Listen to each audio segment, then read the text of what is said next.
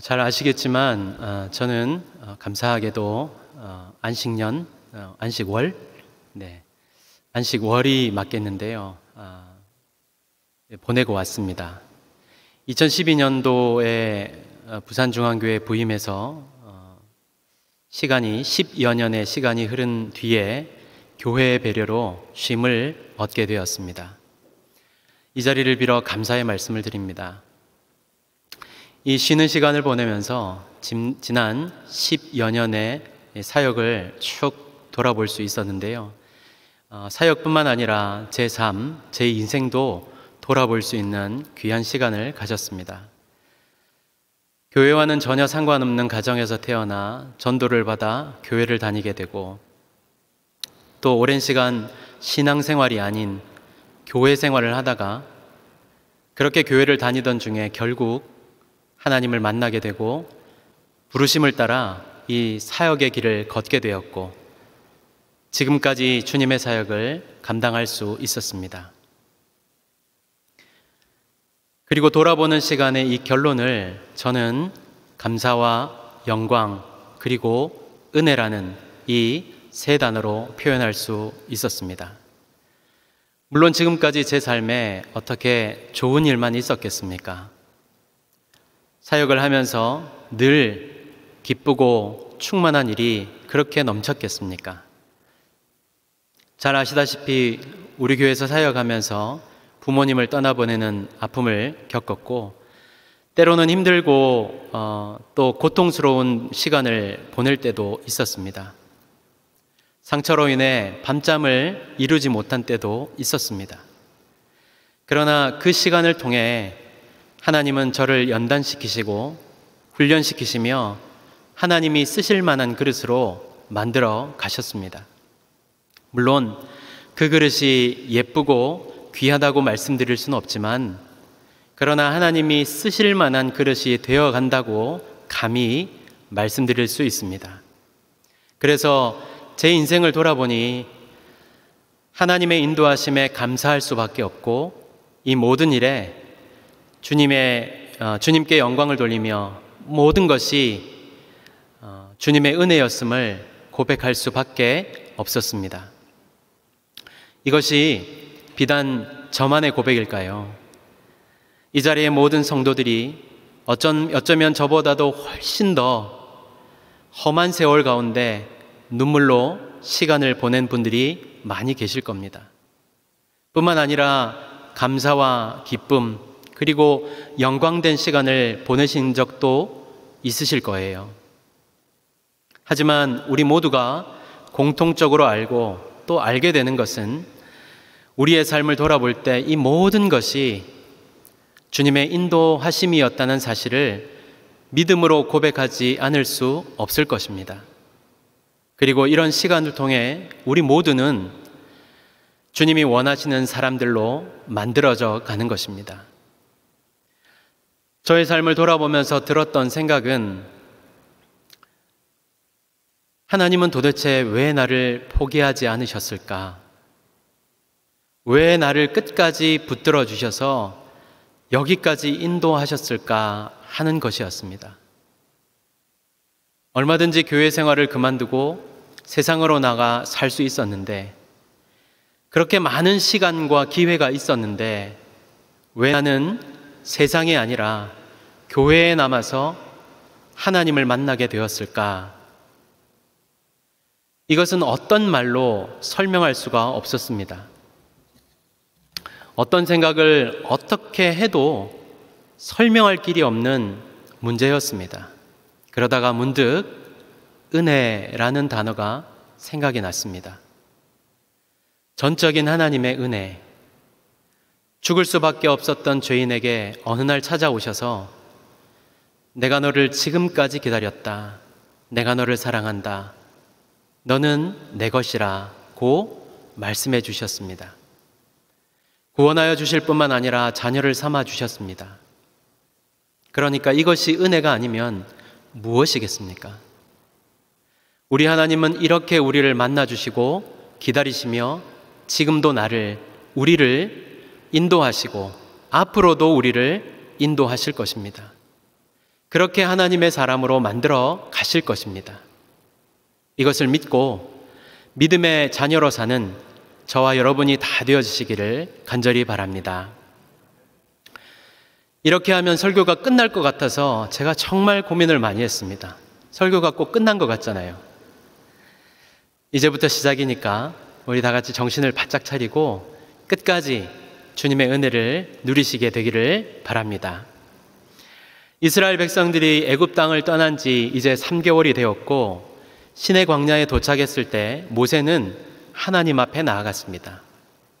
그곳에서 하나님은 모세를 통하여서 이스라엘에게 말씀하셨습니다. 그것은 내가 너희를 인도하였다는 것입니다. 하나님께서 이스라엘을 인도하실 때 그것은 말 그대로 기적의 역사였습니다. 기적의 연속이었습니다. 애굽의 수많은 군대로 인해 죽을 위기에 처했음에도 하나님은 홍해를 열어 그 많은 백성들을 홍해 가운데로 건너게 하셨습니다. 또 먹을 것이 없을 때 만나와 메추라기를 보내주셔서 굶지 않도록 하셨습니다. 뿐만 아니라 반석에서 물이 나오는 그런 기적을 통해서 광야에서 물을 얻어 갈증을 해소하게 하셨습니다. 하나님의 도우심으로 아말렉과의 전쟁에서 이기게도 하셨습니다. 또한 그들을 광야길로 인도하시며 여러 가지 시험을 만나게 하시고 이 기적과 인도를 통해 하나님은 친히 자신의 백성으로 이스라엘을 만들어 가셨습니다. 마치 우리를 연단시키듯 말입니다. 특히 이 인도하시는 과정 중에 4절을 보면 독수리 날개로 업어라는 표현이 나오는데요. 신명기 32장 11절과 12절에 나오는 말씀을 통해서 더 자세히 알 수 있습니다. 마치 독수리가 자기의 보금자리를 어지럽게 하며 자기의 새끼 위에 너풀거리며 그의 날개를 펴서 새끼를 받으며 그의 날개 위에 그것을 엎는 것 같이 여호와께서 홀로 그를 인도하셨고 그와 함께한 다른 신이 없었도다. 일반적으로 새들은 새끼를 이렇게 옮길 때 부리로 새끼를 집어서 옮긴다고 해요. 그런데 독수리는 다른 새들과 다르게 어느 정도 자란 새끼를 업어서 이렇게 옮긴다고 합니다. 또 독수리는 성체가 된 새끼가 날 수 있을 때까지 절벽이나 또 낭떠러지에서 떨어뜨리고 또 아래서 받고 다시 떨어뜨리고 받는 그 행위를 반복하여서 새끼가 날 수 있도록 도와준다는 이야기가 있습니다. 하지만 이건 낭설이고요. 잘못된 상식입니다. 따라서 이 4절에서 이 독수리의 그 성경에서의 이미지는 이스라엘을 향한 하나님의 사랑을 표현할 때 자주 등장하곤 하고요.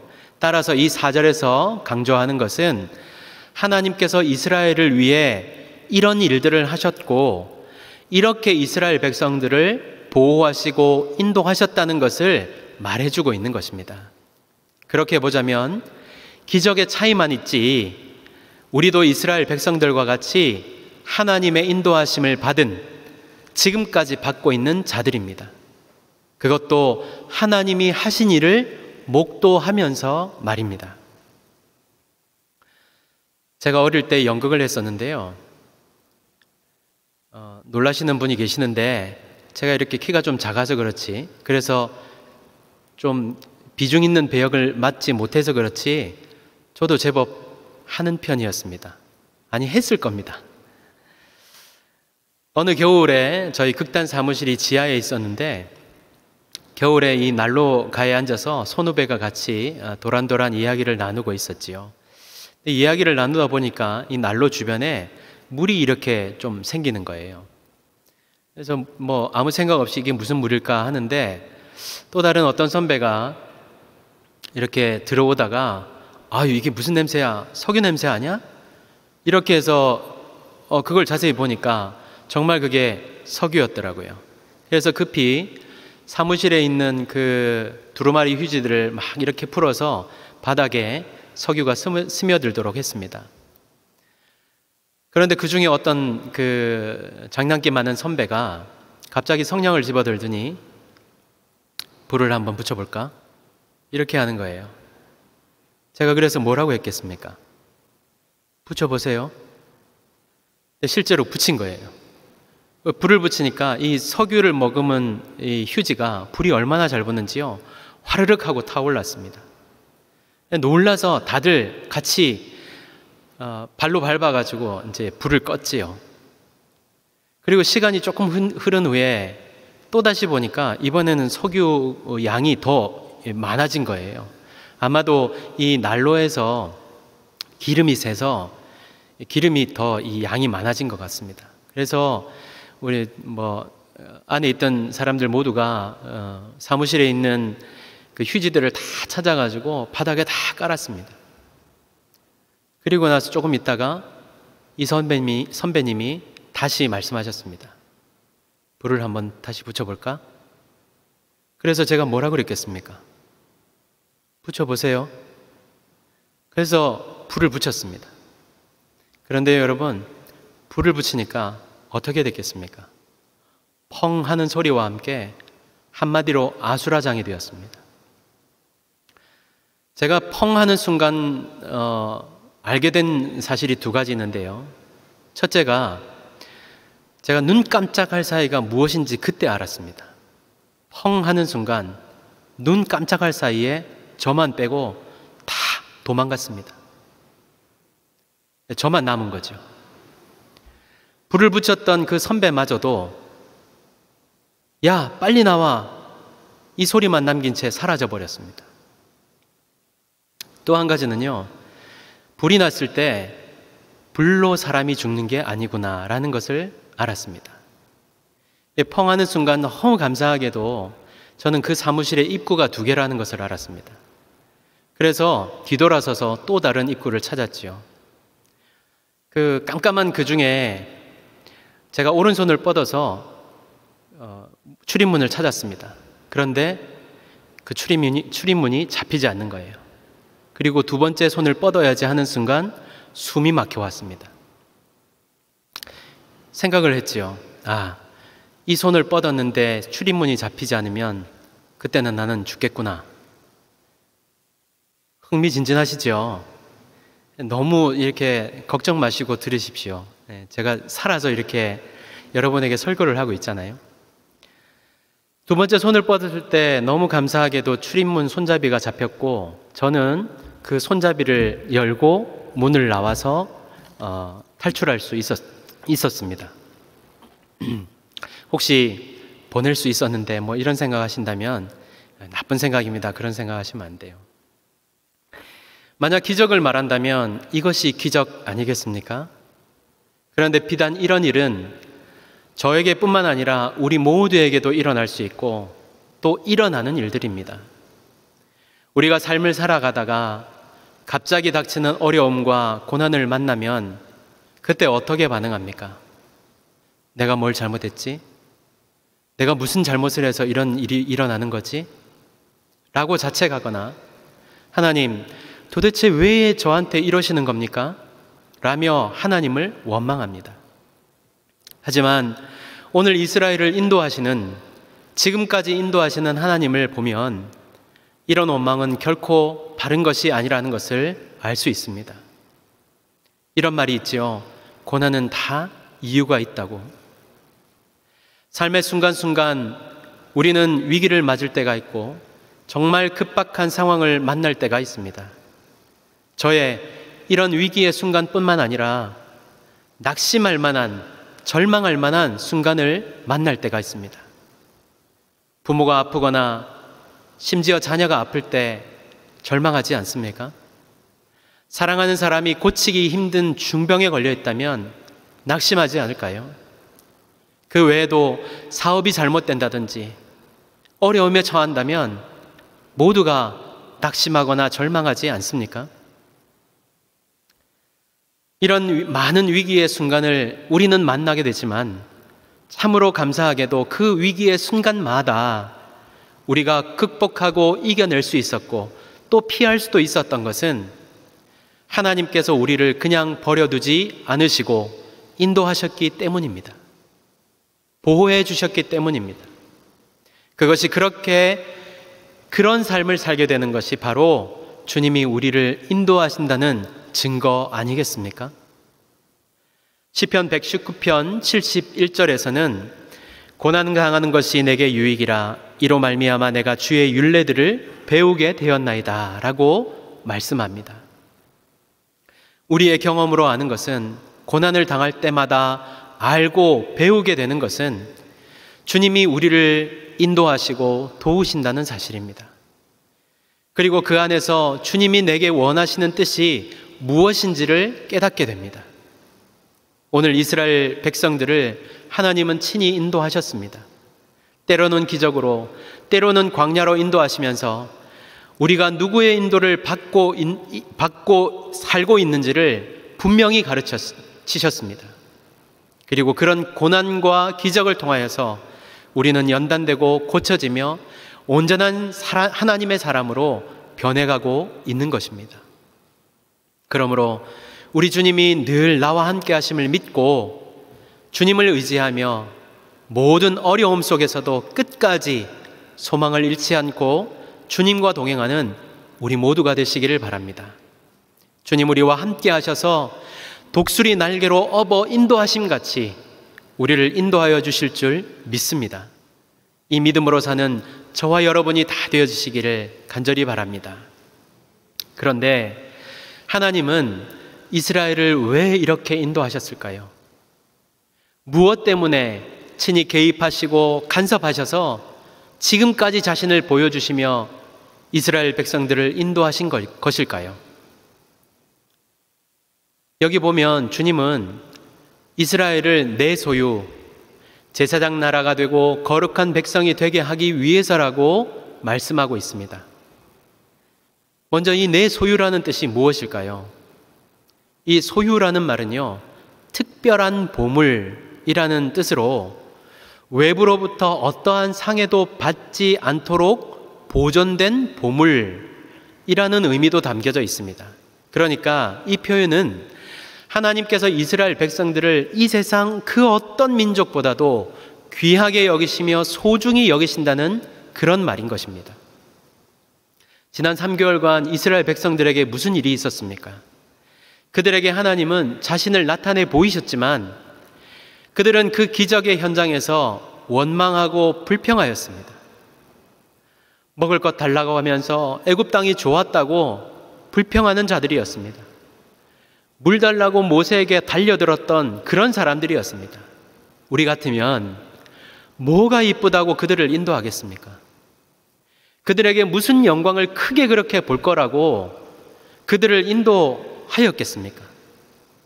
그러나 하나님은 우리와 같지 않으셨습니다. 그런 그들임에도 불구하고 주님은 내 소유, 내 귀한 보물이 될 것이라고, 그래서 내가 그들을 인도하여 내었다고 말씀하고 있습니다. 여러분, 이것이 바로 지금까지 이스라엘 백성들을, 나를 인도하신 이유입니다. 벌레보다도 못한 나를, 죽을 수밖에 없는 죄인을 사랑하셔서 사랑하시다 못해 자신의 아들을 나무에 걸어서라도 구원하고 말겠다는 그 하나님의 사랑이 우리를 지금까지 인도하신 것입니다. 우리가 뭐 그리 사람같이 될 것 같아서 인도하셨을까요? 우리가 무슨 은혜를 그렇게 크게 갚을 거라고 하나님이 우리를 인도하셨을까요? 아니지요. 아무런 조건 없이, 아무런 보상도 바라지 않고 그저 일방적인 사랑, 눈먼 사랑으로 주님은 우리를 지금까지 인도하신 것입니다. 그리고 주님은 우리를 제사장 나라, 거룩한 백성이 되게 하시겠다고 말씀합니다. 왜요? 우리들을 통하여, 그 사랑을 받은 우리들을 통하여 세상 사람들이 하나님께 나오도록 하기 위함인 것입니다. 하나님은 우리뿐만 아니라 이 땅의 모든 인간들을 사랑하시고 그래서 그들이 당신께로 돌아오기를 기다리고 계십니다. 이런 찬양의 가사가 있습니다. 내 백성이 나를 떠나 돌아섰지만 내 사랑이 내 백성을 포기 못하니, 또 우리가 서로 사랑할 때 세상은 주를 보내. 우리가 사랑하는데 세상이 왜 주님을 보는 것입니까? 교회 안에서 진정으로 우리가 주님의 사랑으로 서로 사랑하고 서로 섬긴다면, 또 세상에 나가 말씀대로 산다면 세상 사람들은 우리를 보는 것이 아니라 우리 안에 계신 주님을 보게 되는 것입니다. 반대로 우리가 이 안에서 주님의 사랑으로 사랑하지 않고 서로 다투고 미워하고 원망한다면 그들은 결코 우리를 통해 하나님을 볼 수 없을 것입니다. 언약 백성으로 우리를 불러주셨건만 우리는 그 사명을 다하지 못하고 오히려 주님의 마음을 가로막고 주님의 마음을 아파하게 하는 그런 인간들이 될 것입니다. 예수님이 이 땅에 오신 이유가 무엇입니까? 왜 예수님께서 십자가에 달리셔야 했습니까? 그거 하라고, 사랑하라고, 사랑하라고. 사랑하라고, 말씀대로 살아야 한다고 그렇게 외쳐도 듣지 않으니까 자신의 아들을 보내주신 거예요. 그 아들이 와서 무엇을 하셨습니까? 사랑하라고, 섬기라고 가르치셨고, 그것도 안 되니까 그저 나를 따르라고 말씀하지 않으셨습니까? 그렇게 명령을 받은 우리는 과연 지금 어떻게 살아가고 있습니까? 여러분, 우리가 말씀대로 살지 못한다면, 제사장 나라 거룩한 백성이 되지 못한다면 세상은 가망이 없습니다. 전혀 소망이 없게 되는 것입니다. 그러므로 이것을 꼭 기억하셔야 됩니다. 우리는 하나님이 인도하시고 불러주신 거룩한 백성임을 말입니다. 그래서 거룩한 백성의 사명을 감당할 수 있어야 함을 우리는 잊지 말아야 합니다. 주님이 그토록 사랑하시는 거룩한 백성임을 잊지 말고 오늘도 그 사명에 합당하게 생활하는 우리 모두가 되시기를 간절히 바랍니다. 마지막으로 제사장 나라 거룩한 백성이 되는 조건이 하나 있습니다. 그것은 말씀을 듣고 순종하는 것입니다. 여기 5절을 보면요, 두 가지 단어를 유의해서 봐야 되는데, 잘 듣고 지키면 이라는 단어입니다. 이 단어들은 말 잘 들어, 잘 지켜야 돼, 이런 뜻이 아닙니다. 이것은 선택의 강요가 아니라 이스라엘이 자발적으로 응답할 것을 바라고 계신다는 것을 말씀하고 있는 것입니다. 그러니까 우리의 자발적인 순종을 원하시는 것이죠. 저는 이 순종이라는 단어를 선택이라는 단어로 바꾸어서 말하고 싶은데, 여러분은 순종, 아니 이 선택을 잘 하고 계십니까? 모든 일을 선택할 때 하나님의 방법, 하나님의 뜻대로 하고 계십니까? 최근 제가 잘 아는 후배 부부가 사업을 하던 중에 세무조사를 받게 되었어요. 약 15년 동안 사업을 하다가 무지하기도 했고 무시하기도 하면서 이 세금을 내지 않았던 거죠. 근데 알고 보니까 세금을 내지 않았을 뿐만 아니라 헌금 생활도 그렇게 잘 하지 못했어요. 조사 결과 15년 동안 그 밀린 세금과 더불어서 과태료를 물게 되었는데 꽤 많은 그 과태료를 또 세금을 내야 했던 것입니다. 그래서 저에게 기도 부탁을 하면서 이렇게 얘기를 했어요. 지금까지 세금을 정직하게 내지 않은 것 우리 잘못이다. 우리의 잘못이다. 그리고 그 와중에 헌금 생활을 제대로 하지 못한 것 우리가 회개한다. 이렇게 얘기를 하더라고요. 저는 그 말을 들으면서 참 기특했습니다. 고마웠습니다. 그래서 그들을 위해서 정말 기도하며 감사했습니다. 그리고 시간이 조금 흐른 뒤에 이 부부를 다시 만나게 되었지요. 이 부부가 하는 얘기가 세금 잘 내야지요. 세금을 잘 내야 되는데, 그런데 이렇게 우리와 비슷한 사업을 하는 사람들을 보면 굳이 이렇게 세금을 잘 내는 것 같지도 않고 나서서 세금을 정직하게 신고를 하면서까지 내는 사람이 없는데 우리까지 꼭 그렇게 해야 될까요? 저한테 이렇게 묻더라고요. 답은 정해졌잖아요. 저는 그 답을 성실하게 얘기를 했습니다. 그 자리를 파하고 돌아오는데 제 마음이 참 씁쓸하였습니다. 하나님 앞에서 말씀대로 정직하게 살려고 하지도 않고 다른 사람도 그렇게 하니 나도 따라가겠다는 그 말은 그들을 좋아하고 사랑하는 제 마음에 상처를 남겼습니다. 여러분, 우리는 말씀에 당연히 순종하며 살아야 합니다. 하지만 그 순종, 그 선택은 우리 스스로에게 달려 있는 것입니다. 하나님은 여전히 우리가 스스로 먼저 순종하기를 바라시며 그 순종으로 말미암아 하나님의 백성으로 온전히 살기를 원하십니다. 하지만 우리는 여전히 세상의 욕심에 사로잡혀 돈에 대한 욕심, 명예에 대한 욕심에 사로잡혀 남들이 하지 않으니 나도 하지 않겠다는 말도 안 되는 변명으로 우리 스스로를 변호하면서 살고 있습니다. 불순종의 아이콘 하면 떠오르는 사람이 있지요? 네, 사울입니다. 귀에 못이 박히도록 들으셨겠지만 다시 말씀드리면 아말렉을 진멸하라는 이 사무엘 하나님의 명령에 사울은 사무엘상 15장 5절에서 9절에서 양과 소의 가장 좋은 것 또는 기름진 것과 어린 양과 모든 좋은 것을 남기고 진멸하기를 즐겨 아니하고 가치 없고 하찮은 것을 진멸하였다고 말씀하고 있습니다. 사울의 큰 잘못은 누가 뭐라 해도 불순종입니다. 게다가 그는 자신의 그 불순종을 변명으로 일관하였습니다. 뿐만 아니라 하나님의 기준으로, 그 기준이 아니라 본인의 기준으로 교만하게 행하였습니다. 이 사울의 모습과 오늘 물질에 사로잡히고 세상의 욕심에 사로잡힌 우리와 무슨 차이가 있느냐 말입니다. 여러분, 우리는 늘 옳은 것을 선택해야 합니다. 주님이 기뻐하시는 일, 주님이 원하시는 일, 주님의 말씀에 순종하며 오늘을 살 수 있어야 합니다. 그렇게 순종하며 살 때 우리는 우리의 스스로의 순종으로 말미암아 하나님을 기쁘시게 하는 믿음의 백성들이 되어질 줄 믿습니다. 결론의 말씀을 드립니다. 하나님은 지금까지 우리를 인도하셨습니다.